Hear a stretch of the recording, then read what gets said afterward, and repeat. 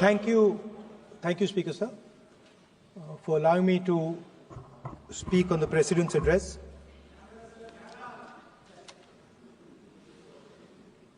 Camera. Thank you.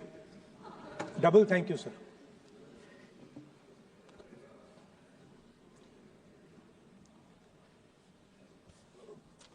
I heard the President's address. I sat there with Kharge ji and I listened to it. And I must say, I struggled through the President's address to maintain my attention on what was being said, because I had heard pretty much the same President's address the last time and the time before that and the time before that.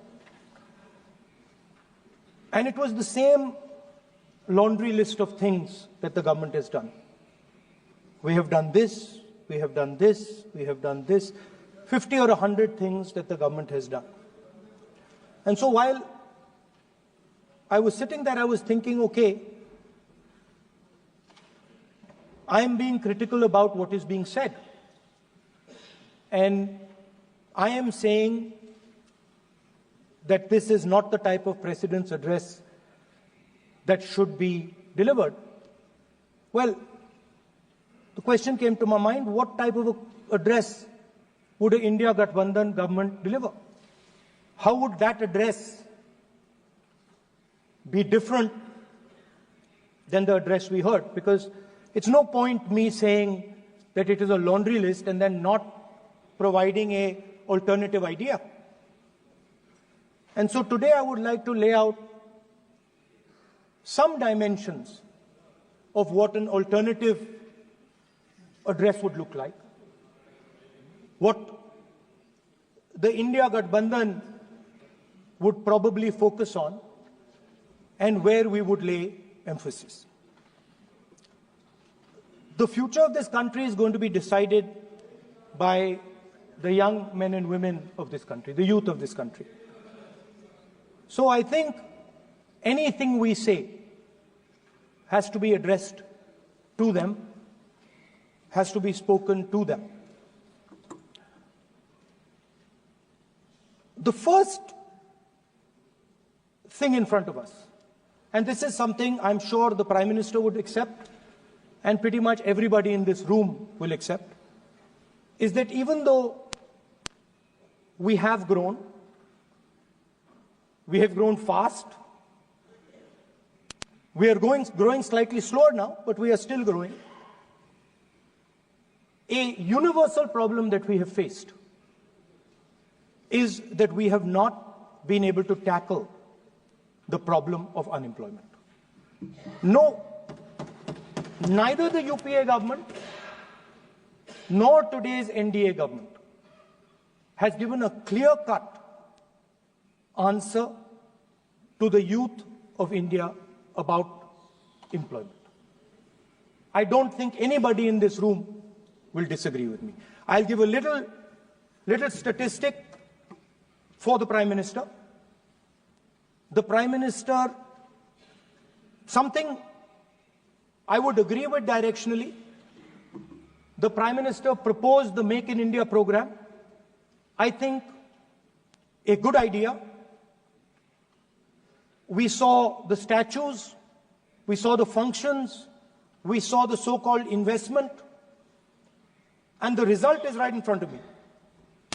Manufacturing fell from 15.3% of GDP in 2014 to 12.6% of GDP today. That is the lowest share of manufacturing in 60 years. I'm not even blaming the Prime Minister, because I think it would not be fair to say he didn't try.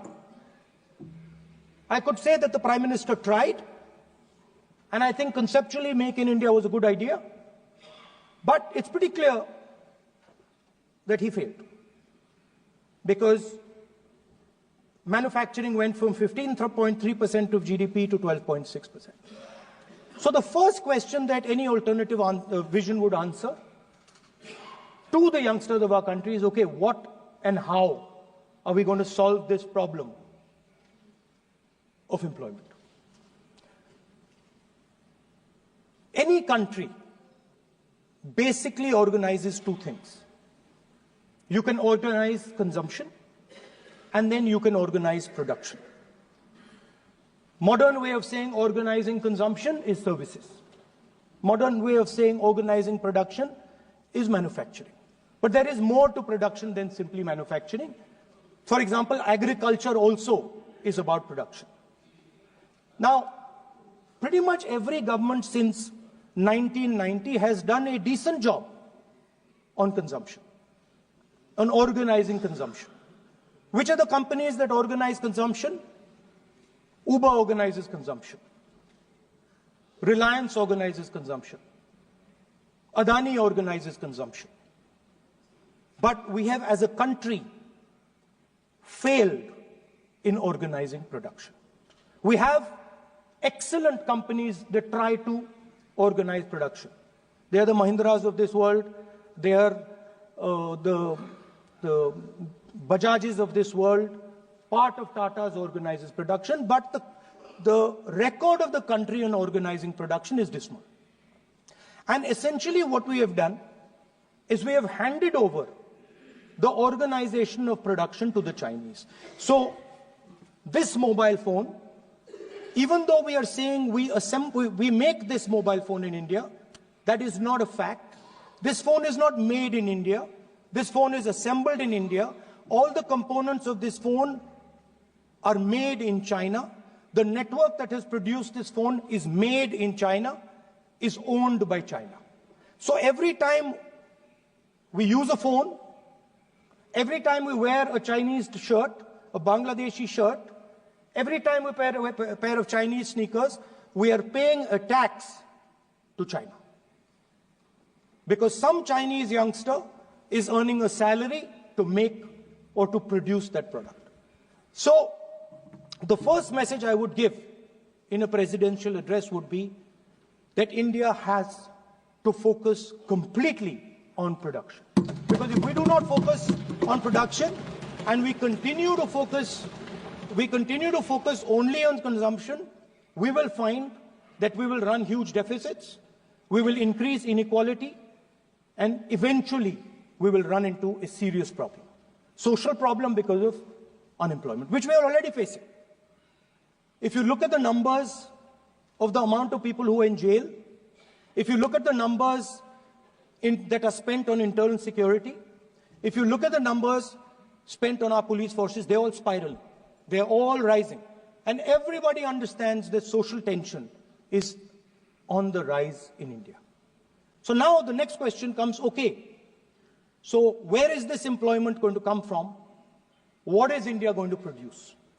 And for that, I'd like to tell all the youngsters of this country that there is a revolution taking place, an exciting revolution. The world is transforming completely. And the change that is taking place, at the heart of the change that is taking place, we are moving from the world of the internal combustion engine to the world of the electric motor. We are moving from petrol to batteries. We are moving wind, solar, potentially nuclear energy. So our entire way of moving is changing. And this is going to change every single thing. It is going to change warfare. It is going to change medical treatment. It is going to change education. It is going to change how we eat. It is going to change every single thing. Now, the last time there was a revolution, called the computer revolution, the government of India had a clear focus. We looked at that revolution.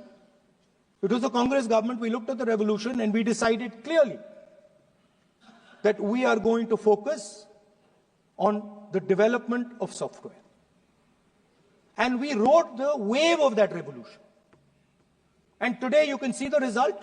I remember people laughing. I remember people laughing when the computer was being talked about. You mentioned Mr. Vajpayee. I respect Mr. Vajpayee, but Mr. Vajpayee gave a speech saying that computers are of no consequence to India.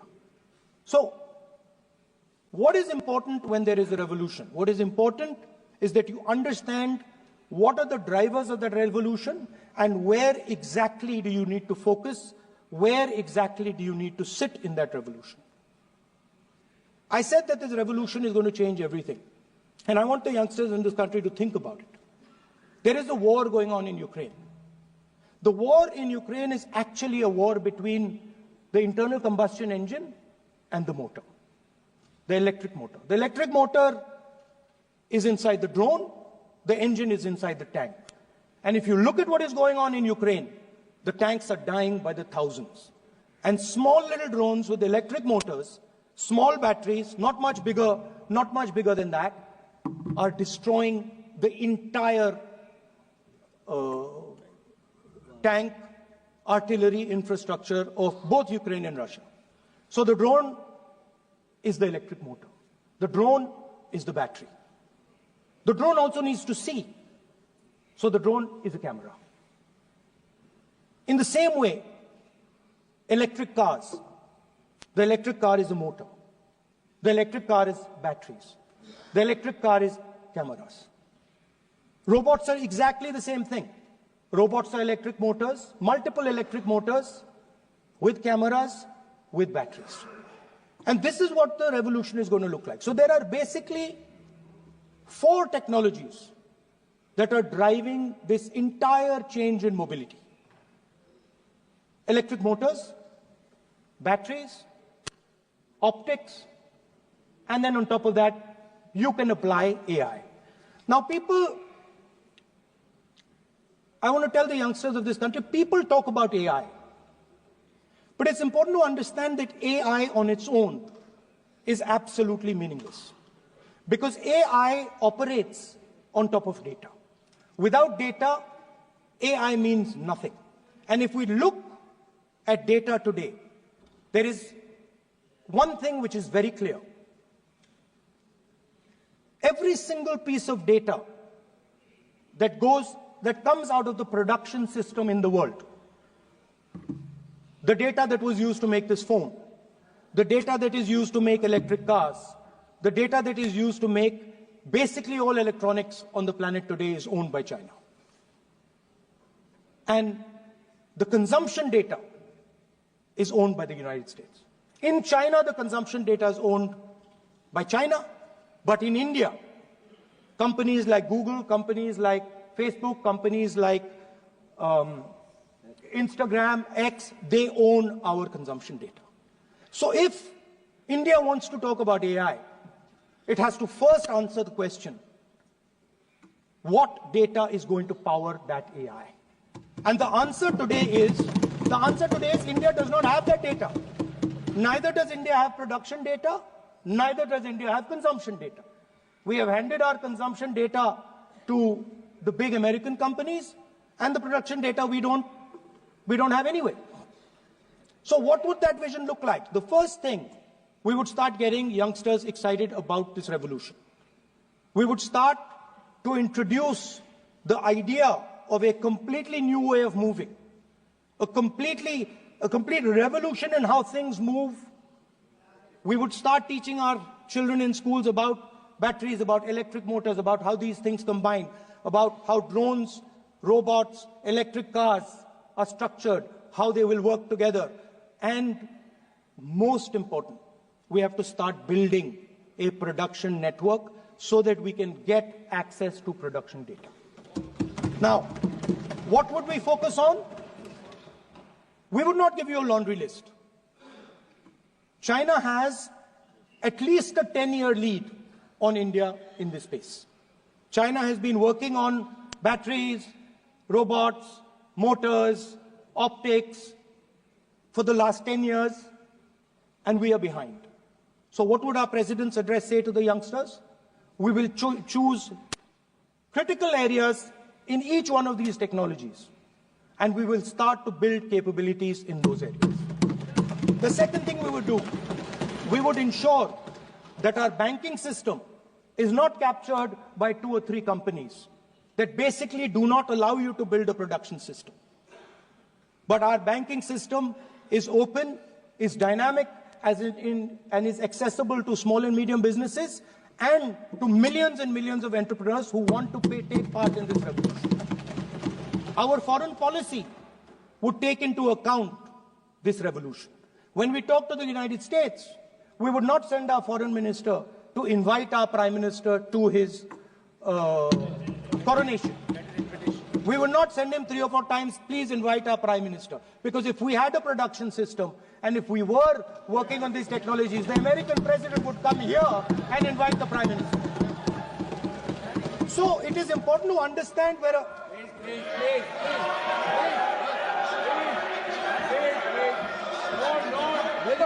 foreign policy.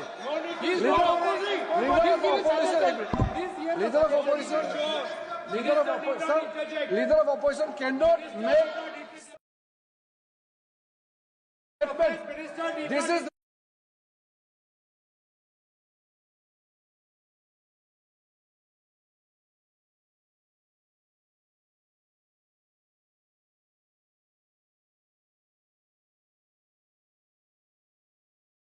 Opposition, sir.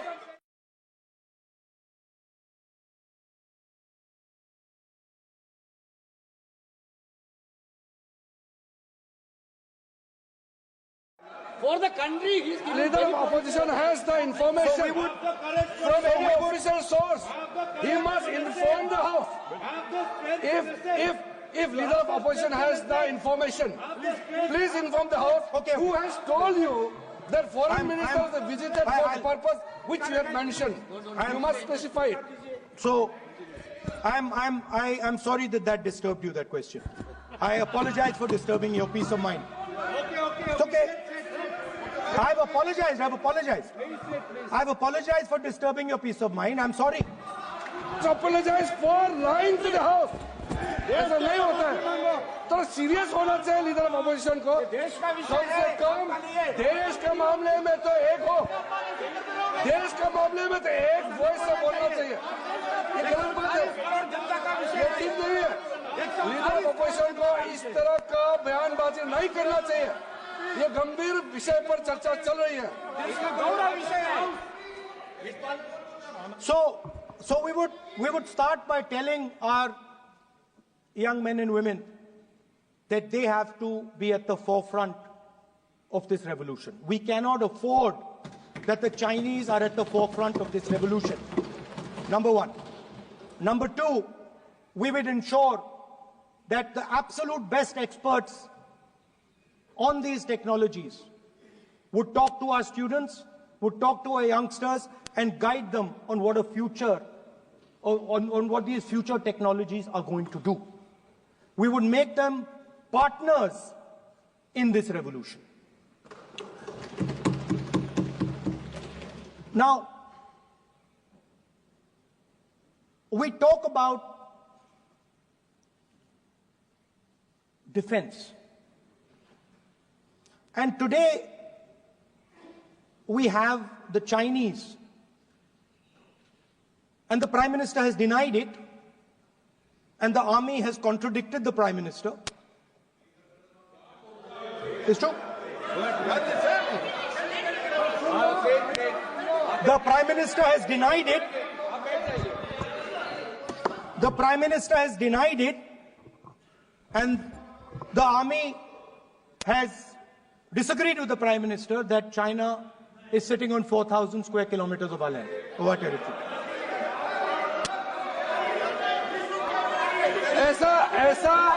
ऐसा इस सदन में अब मन चाहे बात नहीं बोल सकते हैं. ये बिल्कुल ठीक नहीं है सर. ये सीरियस मामला है. आप फॉरेन पॉलिसी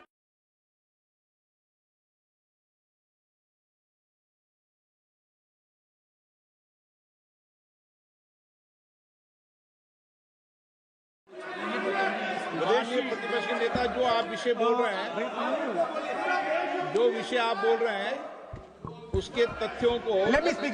सदन के पटल पे रखना. आप पानी. अनुरोध है लीडर ऑफ अपोजिशन बोलिए. हम लोग शांति से सुनेंगे.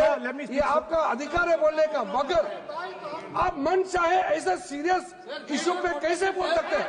ये सीरियस मामला है। आप सदन में बोल रहे हैं, मर्जी से बोलते हो, फॉरेन मिनिस्टर का बात करते हो, सीमा का बात ऑफिशियल वर्जन से अलग बात करते हैं।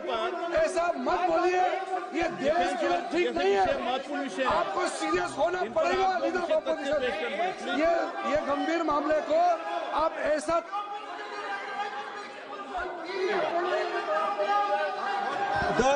The Prime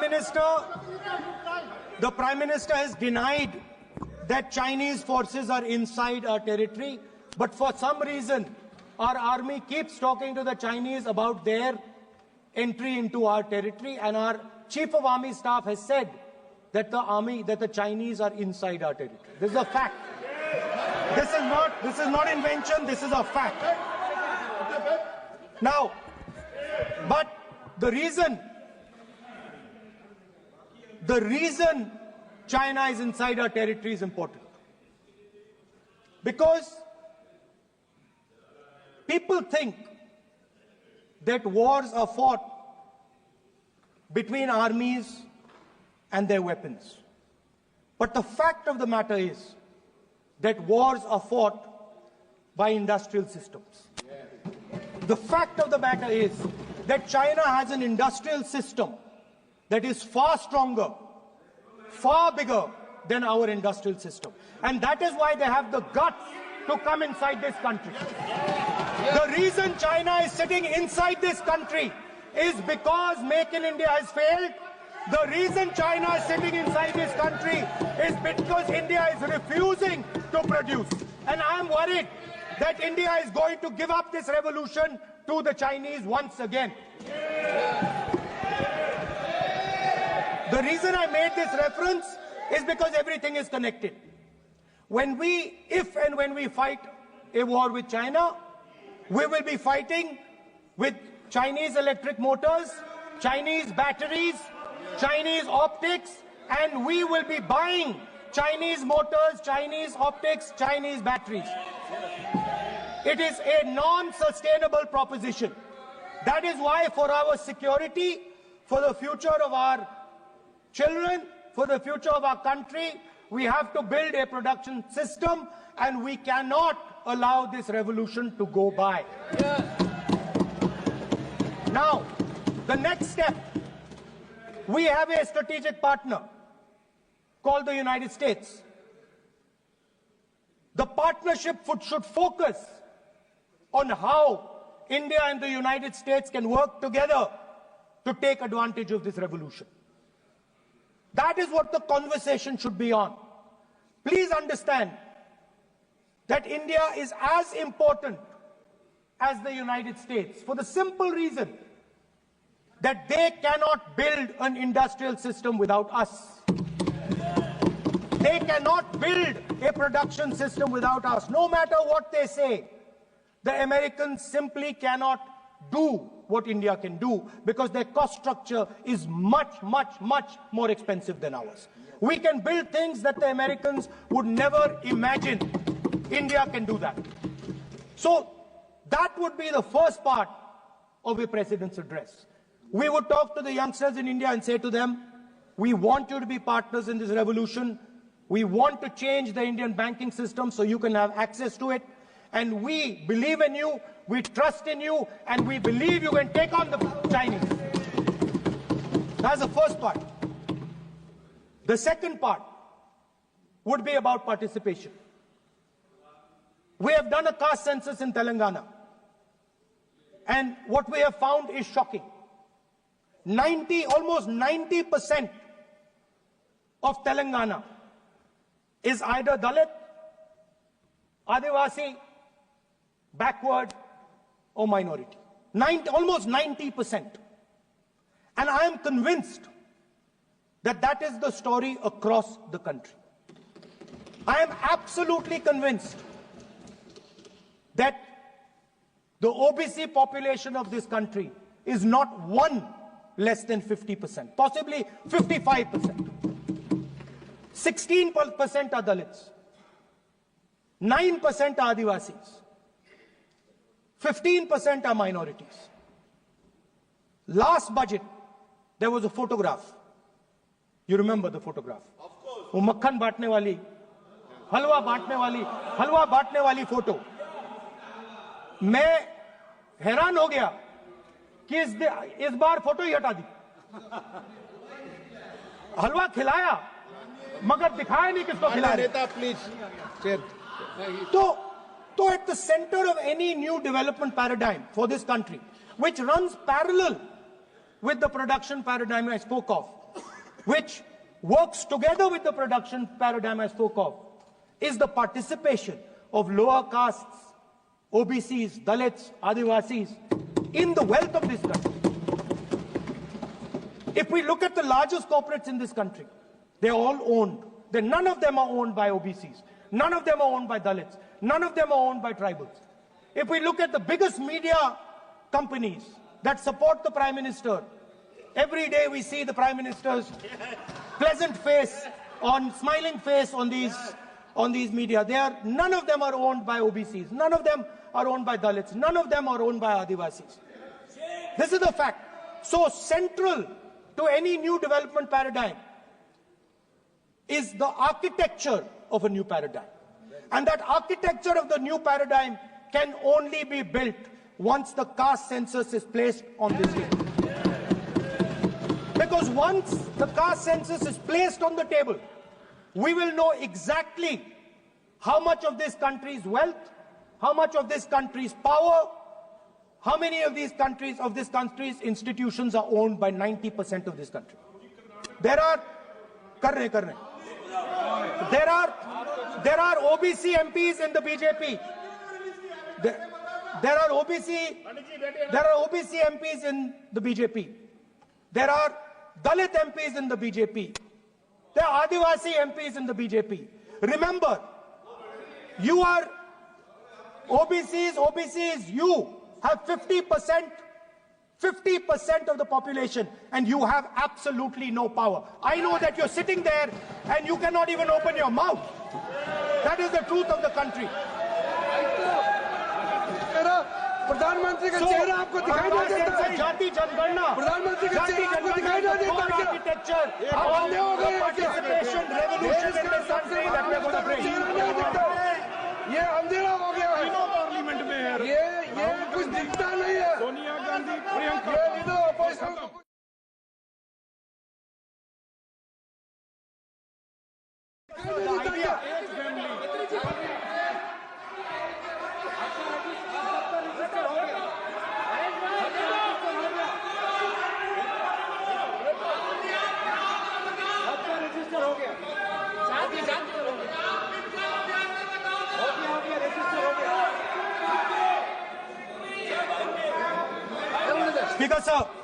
Speaker sir, so the idea is, on one side, allow India and the Indian youngsters to participate in the coming mobility revolution. Allow them to participate in building robots, in building drones, in building electronic items, in building EVs. And on the other side, running parallel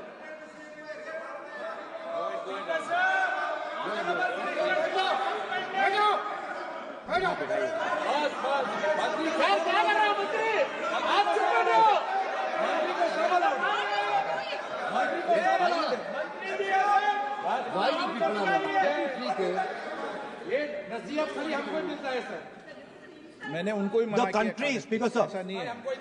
So, आप भी बहुत disturbance करते हैं. Okay, Speaker sir, so parallel ideas.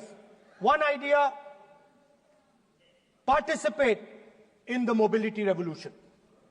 Whether you're thinking of economy, weapons, production, healthcare, India should participate in this revolution. India should become the master of the electric motor, master of the battery, master of optics, and master of AI applied on top of that production system. Now imagine the power of AI when we apply it to the caste census. You imagine what we will do with AI and what we will do with the social revolution in this country when we start to apply AI on the data that we get from the caste census. So we are going to run a parallel track. On one side, participation, revolutionizing the participation of Dalits, OBCs, Adivasis in the ruling of this country, in the institutions of this country, in distribution of wealth of this country. And on the other side, parallel track, challenge the Chinese and participate in the revolution and defeat the Chinese in electric motors, batteries, solar panels and wind. Yes.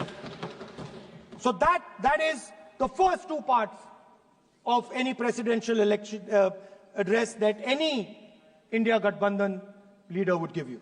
The final, of course, we go back to the Constitution. This, our favorite, just like the production system is a weapon, just like Jati Jangarna is a weapon of transformation, this is what the entire architecture is built on. I remember before the elections, all of you were saying 400 par, and you were saying you would change this. And then I was glad to see that the Prime Minister walked in and then was forced to bow his head in front of the Constitution. It was a moment of pride for all Congress people that we had explained to the Prime Minister and to the whole country that no force will dare touch this. Yeah. I know that the RSS has never accepted this. Mohan Bhagwatji has said that India didn't get independence in 1947. He has said that this constitution is meaningless. I know that is at your heart. We will never let your dream come true. This constitution is going to rule India always. Now, एक minute आप प्रतिपक्ष के नेता हैं, मेरा आपसे आग्रह है कि जो विषय आप रखें वह तथ्यों पर आधार पर रखें, उचित होगा। मैंने आपको पहले भी कहा, और जो सदन के सदस्य नहीं हैं उनकी चर्चा न करें। बताता हूं सर, मोहन भागवत आप नियम प्रक्रियाओं की पालन करें, आपसे अपेक्षा। सर, मोहन भागवत जी ने स्टेटमेंट दिया। मोहन भागवत का Sir, one second. We will authenticate. Speaker, sir. We will authenticate. Speaker, sir, Mohan Bhagwat ji made a statement saying that India did not receive independence in 1947. It received independence when the Ram Mandir was inaugurated. We will place that on the table. Now, sir, I would like to mention one small thing, but very important thing. Speaker, sir, this constitution is supported by this constitution is supported by the vote of our people. Without the secure vote of the Indian people, this constitution means nothing. Now I want to bring to the notice of this House some data, some information about the Maharashtra election. Very simple stuff. Speaker, sir, between the Lok Sabha election, which the India Alliance won, and the Vidhan Sabha election, the voting population of Himachal Pradesh was added to the voting roll of Maharashtra. Meaning the entire population of Himachal Pradesh was added to the voter rolls of Maharashtra. Please understand what I am saying. In Lok Sabha, the difference between Lok Sabha and Vidhan Sabha was the population of Himachal. The entire population. Almost 70 lakh new voters suddenly arrived between Lok Sabha and Vidhan Sabha. Now, the most interesting part, and the Prime Minister is not looking at me. The most interesting part,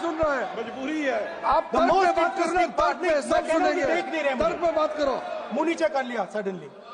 The most interesting part is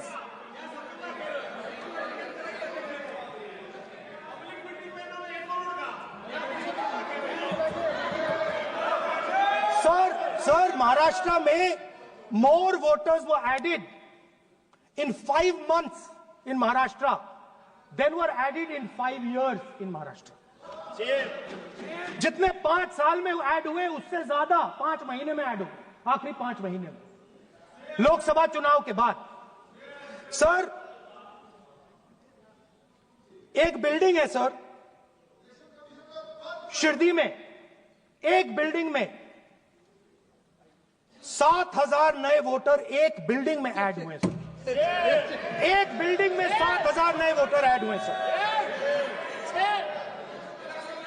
sir, मैं कोई आरोप नहीं लगा रहा हूं, मैं कोई आरोप नहीं लगा रहा हूं, मैं सिर्फ ये कह रहा हूं सर कि ये इसमें कुछ ना कुछ प्रॉब्लमैटिक है कि हिमाचल प्रदेश जितने बड़े वोटर्स लोकसभा के बाद जादू से आ जाते हैं।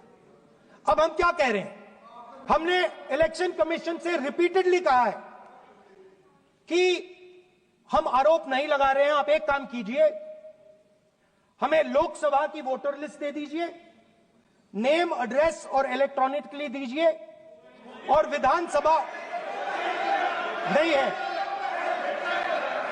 नहीं सर, नहीं नहीं नहीं नहीं नहीं नहीं, स्पीकर सर, स्पीकर सर, वो सब वेबसाइट पे रहती है, सब जानते हैं, कभी भी कोई निकाल सकता है। स्पीकर सर, मैं समझा देता हूं sir. Speaker sir, speaker sir, वो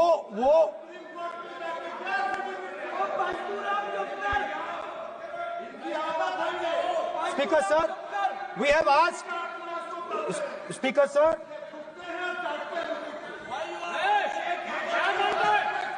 speaker sir, we are asking this question, we are asking this, speaker sir, population of Himachal Pradesh, please, population of Himachal Pradesh has voted, extra has voted in Maharashtra. We are saying to the election commission, please give us the names and addresses and polling booths of all the workers in the Lok Sabha and all the workers in the Vidhan Sabha, so we can calculate who these new workers are, who these new voters are. Interestingly, the new voters are mostly in the constituencies that the BJP has swept. Please understand, the new voters have been added mostly in the constituencies where BJP has swept. I am still not making an allegation. I am saying on the floor of the House that the Election Commission has to give the data of the Maharashtra elections to the Congress Party, to the Shiv Sena and to the NCP, so that we can see exactly where these voters have been added, who has been subtracted, who has been added, where they have been added. This is not an irresponsible request. This is a very simple request for them to fulfill. The reason I am saying this, sir, is because the rules have been changed. This is not just said in isolation. Speaker, sir, the election commissioner used to be chosen by the Prime Minister, Leader of Opposition, and the Chief Justice. Sir, the Chief Justice was removed from that committee. Why? Why? This is the question, sir. This is the question to the Prime Minister. Why was the Chief Justice removed from the committee? Now, in a few days, I am going to go to the meeting. I am going to go to the meeting. There's going to be Mr. Amit Shah and Mr. Modi ji. And there's going to be me. 2 to 1. Why am I even going to the meeting? What is the purpose of me going to the meeting? I'm only going to the meeting to certify what Modi ji and Amit Shah ji are going to say. Right? Whereas if the Chief Justice was there, there could be a discussion. Chief Justice and Leader of Opposition could say, no, we don't agree. So, there seems to be a calculated strategy. Now, just prior to the Lok Sabha, the election commissioner was changed and 2 new election commissioners were placed. Yes. We know that the election dates were changed. Yes. We know that the elections were postponed. These are facts. These are not things I am inventing. So, in order to safeguard this constitution, the entire opposition